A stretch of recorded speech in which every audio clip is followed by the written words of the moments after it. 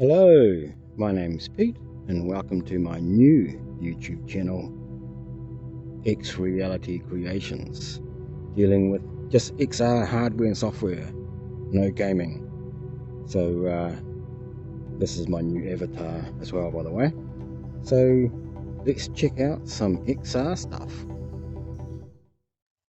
My first one is MiReSu, Mixed Reality Submarine. So check it out.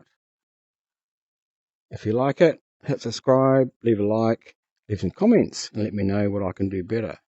Here we go, back in Gravity Sketch, another episode of my journey into making a mixed reality submarine.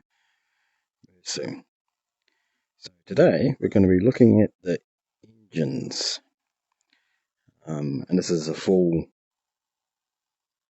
detailed breakdown of the engine component. So let's turn the other layers off. Just so we can concentrate on the engines. Okay, that's interesting. Okay, so basically there's going to be a skin on all the components. So this is just going to be a 3D printed shell that will also help make the submarine waterproof. So it won't look like that for the engines because that's rubbish. So let's just check on this. This is imported from FreeCAD. So this is a detailed, structurally accurate, dimensionally accurate engine assembly. So if we can just briefly break it apart, this is imported as an OBJ file. So there's lots of parts to it, and shortly we're about to do a deep dive into FreeCAD to see how all these parts fit together and work.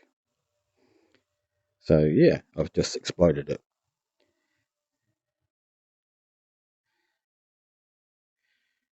So it's coming along really well.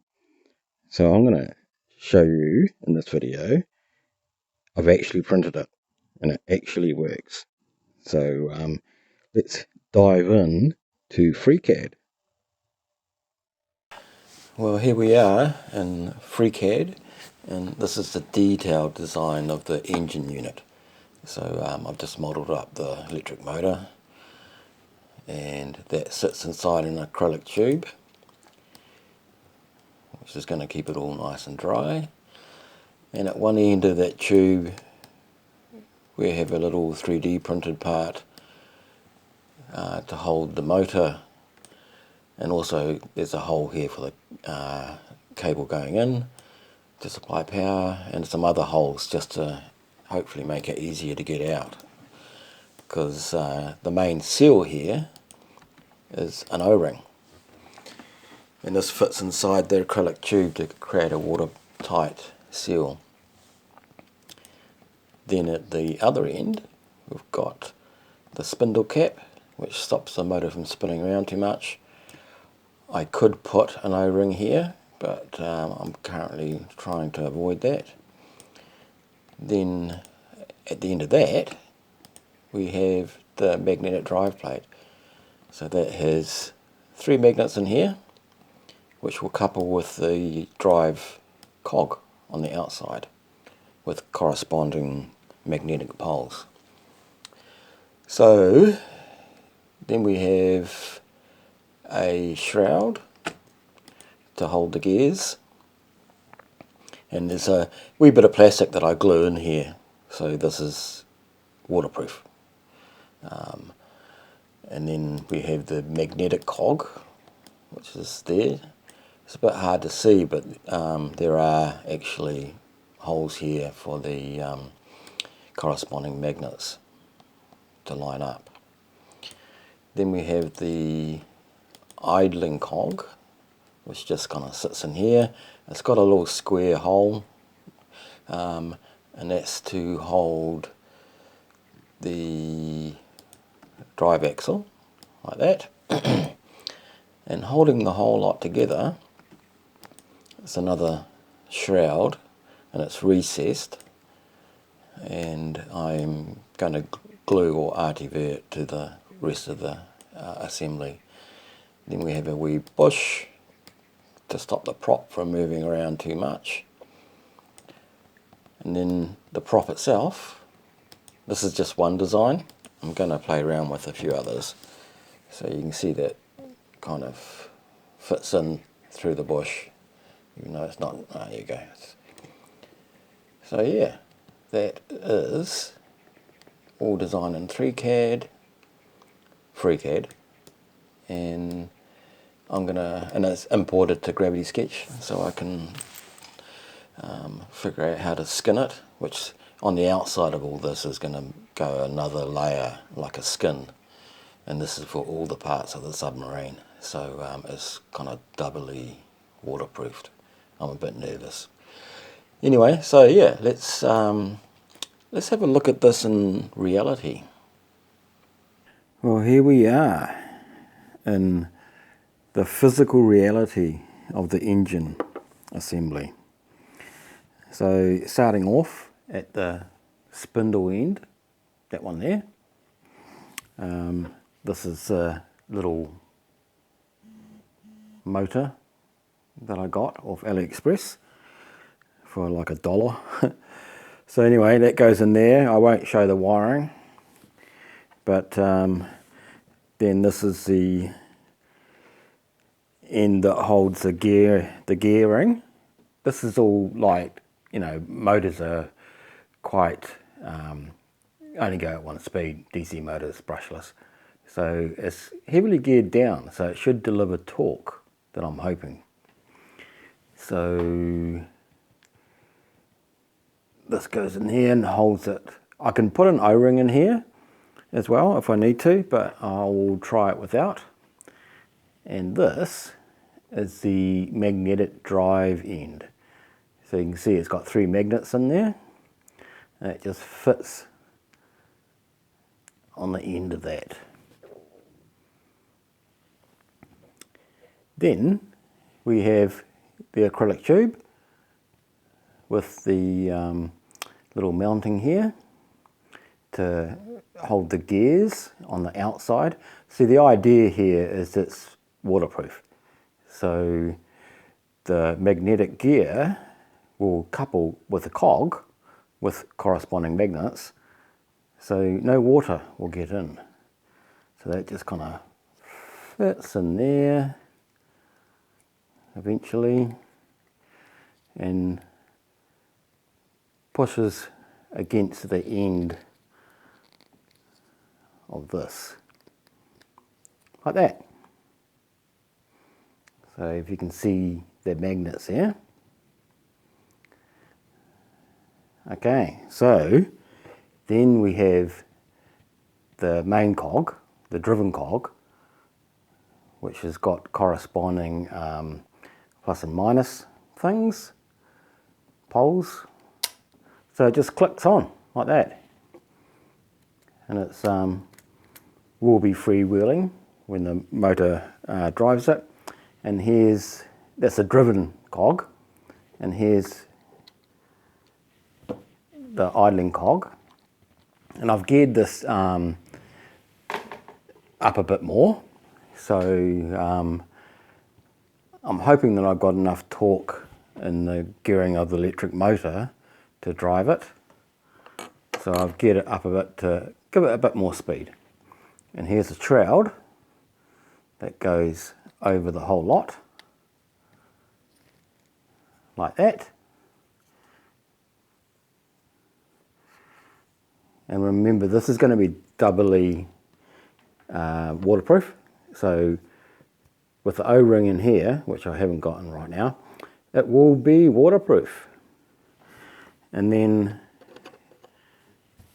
the pièce de résistance is the prop, which I don't know if you can see it, but there's a square, I hole in the idling cog. So it fits in like that. So that is the real thing, made real. 3D printed, ABS plastic, black. The only things I couldn't print was the motor itself, of course, the O-ring, and magnets and the acrylic tube.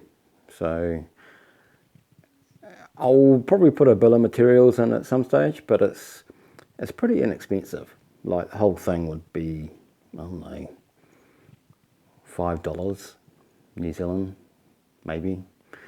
Anyway, so that's it. Let's give it a test.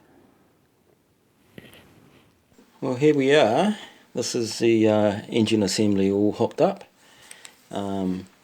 Basically, it's controlled by an Aruduino, which is a Uno. It will be controlled by the Nano, that one there, and when it's all assembled. And I'm going to have two Aruduino Nanos, one for starboard and one for port, and they will be controlled in turn by the Raspberry Pi Zero there. And the Raspberry Pi is a wireless device, so I can control this wirelessly from a computer. So I've got a few things set up here. Basically, the blue LED will indicate the speed, and the green LED will mean it's accelerating, and then the red one, it will be deaccelerating.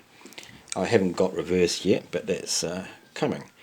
So I've written some code here. You can see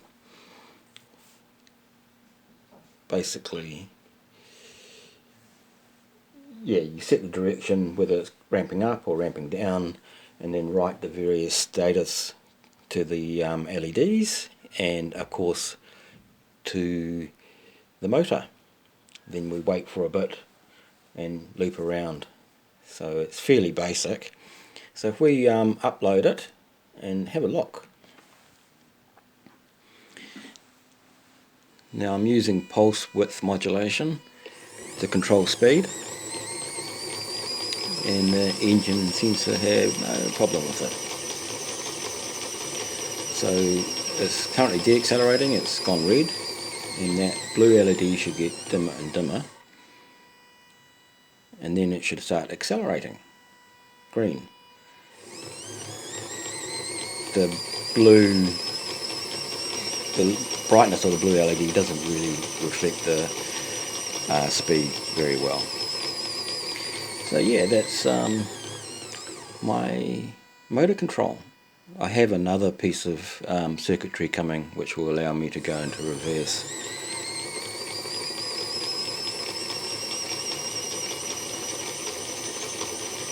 So it's all assembled and it's all working. So maybe we should get it wet. Let's check it out.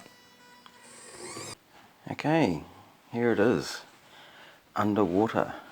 Let's turn it on.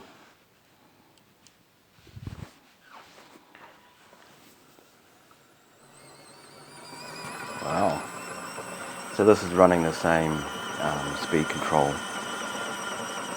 that I had in the Aruduino. Move it down a wee bit.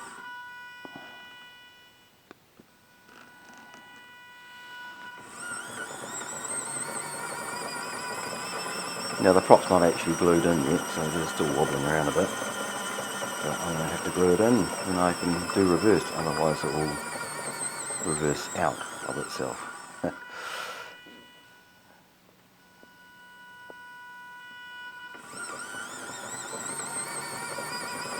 Yeah, I don't know how much friction is all in this, but I've lubricated most faces with silicone grease, and the gears themselves are lubricated with water, so it should be fine, but we will see. So I think the next video I'll skin it and get both motors port and starboard working. Well, it's I hope you like that. Yeah, please subscribe if you do. And let's skip to the outro. See you later. Well, if you like that, subscribe, man, leave some likes, leave a comment, and I'll see you later in my next XR video. Cheers.